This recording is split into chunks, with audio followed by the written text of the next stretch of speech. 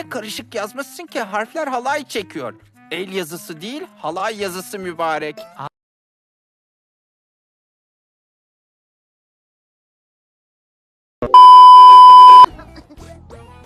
Olamaz.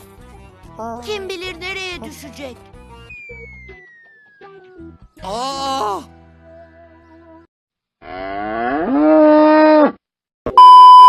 Katmanlarını güncelleyecek ve Konuş artık.